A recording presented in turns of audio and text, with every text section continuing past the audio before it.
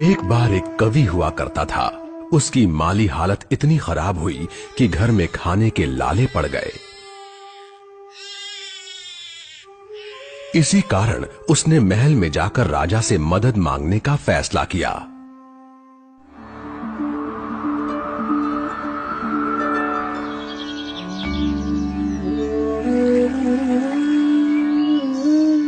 राजा के बुलाए जाने पर उसने अपनी कविताएं पढ़नी शुरू कर दी।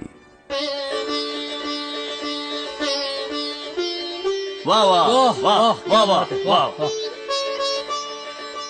राजा बहुत प्रसन्न हुआ और उसने कवि से अपना इनाम मांगने के लिए कहा।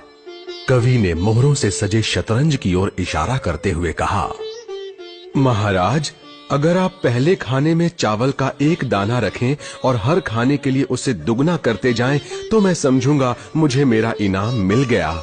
बस इतना ही? राजा ने पूछा। सिर्फ चावल का एक दाना और सोना नहीं? जी हाँ महाराज। तो फिर ऐसा ही हो।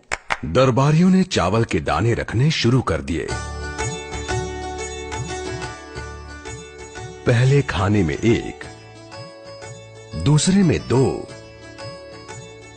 तीसरे में 4, चौथे में 8।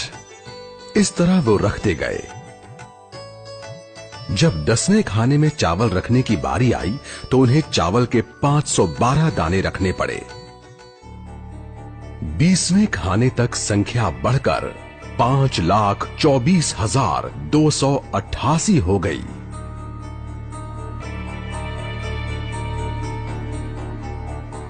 आधे हिस्से तक आते आते 32वें खाने में चावल के दानों की गिनती 214,74,83,648 हो गई।